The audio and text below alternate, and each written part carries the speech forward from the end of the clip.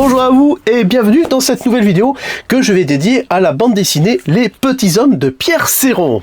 Quand j'étais petit, j'adorais aller à la bibliothèque municipale pour emprunter des bandes dessinées. Bon, ça arrive que j'empruntais aussi des livres, hein. Vous savez, pour l'école, pour faire des exposés, tout ça, hein.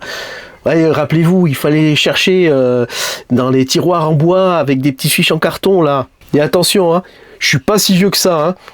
Bref, c'est là que j'ai découvert Les Petits Hommes ainsi que plein d'autres bandes dessinées comme Sibylline, Le Scrameustache, Les Galaxiens, etc., etc., etc. Mettons-nous dans l'ambiance des Petits Hommes. Nous sommes dans un petit village qui s'appelle Ragevol et nous sommes dans les années 60. Dans ce petit village, on y trouve un petit laboratoire scientifique. Et justement, un bon matin, un savant trouve dans son jardin, devant sa porte, une météorite. Comme par hasard. Qu'est-ce qu'il fait ? Il la prend, l'amène au laboratoire, donc il tripote la météorite, après il se serre les mains, il faut une caresse au chat, il faut un bisou, un machin, un truc à droite à gauche, et finalement c'est tout le village qui se retrouve contaminé par la météorite. Et là, c'est le drame. Tout le monde se retrouve rétréci à quelques centimètres. Mais avec les vêtements. Pratique. Au lieu d'alerter les autorités comme ferait n'importe quelle personne censée, ils préfèrent garder le secret et partir investir 2 citernes désaffectées à proximité pour fonder leur propre cité qui s'appellera Esclapion. Plutôt que de devenir des sujets d'études de laboratoire, mieux vaut se cacher des grands. À leur place, vous auriez fait quoi? Pareil, vous voulez devenir des sujets de laboratoire là, comme ça? Lapin. Ouais. Lapin. Non. Donc mieux vaut se cacher. Et c'est ainsi que débutent les aventures des Petits Hommes. Le personnage central des Petits Hommes s'appelle Renaud, avec un D. Charismatique, impulsif, tête brûlée et excellent pilote d'avion. Il participe très activement à l'activité de la cité et va même parfois prendre des décisions qui vont contre l'avis des autres responsables. Il est entouré par des amis dont les principaux sont la poutre et la paille. La poutre est un personnage avec un caractère de cochon qui ne s'améliorera pas au fur et à mesure des épisodes. La paille reste fidèle à lui-même, toujours avec ses amis prêts à les aider mais un petit peu moins courageux. Ah, c'est dit, un joli brin de fille avec de la suite dans les idées. Toujours collée dans les basques à Renaud pour le meilleur et pour le pire, elle est rancunière, colérique, insupportable mais reste adorable. Elle est toujours là où il ne faut pas. Le docteur Andegger. Alors lui, c'est un des principaux savants d'Esclapion qui ne sera pas là depuis le début. Il arrivera dans un épisode où il va aller soigner un homme qui rit, pas le fromage, un homme qui rigole. Ouais. Alors c'est un inventeur de génie et beaucoup de technologies vont voir le jour grâce à lui. D'ailleurs, certaines de ses créations seront à l'origine de catastrophes qu'il résoudra par lui-même. C'est vers lui que va se tourner Renaud la plupart du temps pour l'aider à résoudre des situations particulières. Comme tous les savants, il est tête en l'air, maladroit, loufoque, mais très sérieux dans son travail.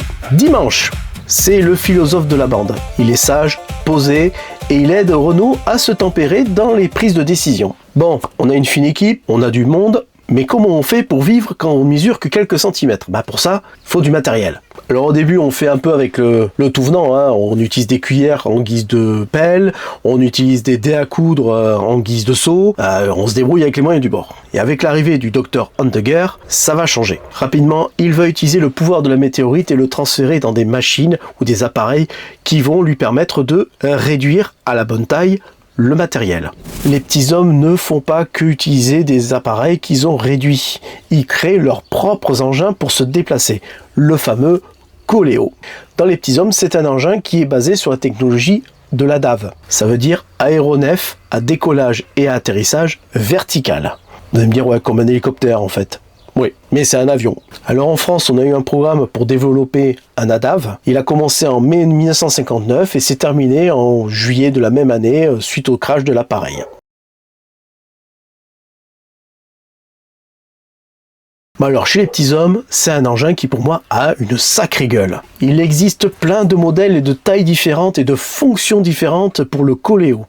Alors ça sert pour transporter du personnel, dans leur petite taille, des grandes tailles, des usages ultra spécifiques comme la citerne à essence pour faire du ravitaillement. Ils ont aussi tout un panel d'engins terrestres, voilà, qui est soit à roues, soit sur coussin d'air, etc. Soit qui volent pas très haut, voilà, des petites soucoupes de recherche, des petits trucs comme ça, voilà. Et ils ont vraiment tout ce qu'il faut comme matériel pour assurer leur survie et explorer le monde qui les entoure. Et oui, la survie, ça ne s'improvise pas et être bien équipé, c'est super important, comme être très prudent d'ailleurs. C'est toujours avec plaisir que je lirai une petite aventure des petits hommes, notamment mes préférés, comme par exemple le dernier des petits hommes, le guêpier, les guerriers du passé et le pickpocket, parce que j'adore aussi le scrameutage, donc forcément, devenir un petit homme dans l'univers de Sauron, je fonce sans réfléchir.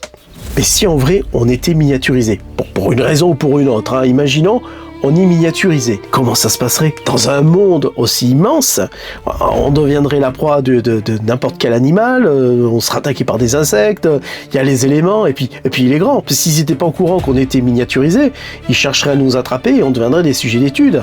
Alors si on avait la technologie du film Aventure intérieure, alors je parle pas du laboratoire du début, je parle de celui des méchants. Vous avez vu, il a une molette qui permet de régler la taille.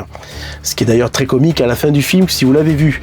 Donc on pourrait choisir notre taille et on pourrait aussi réduire du matériel qui nous permettrait de survivre. Et vous en pensez quoi? Être miniaturisé et survivre dans un monde tel qu'il est aujourd'hui, est-ce que ça vous tenterait? Voilà, dites-moi en commentaire ce que vous en pensez. Et vous savez que Pierre Seron, il a fait aussi des bandes dessinées qui s'appellent Les Petites Femmes. C'est très coquin, hein. Mais attention, il y a une histoire, hein. C'est pas non plus que... on va pas imaginer que c'est que du...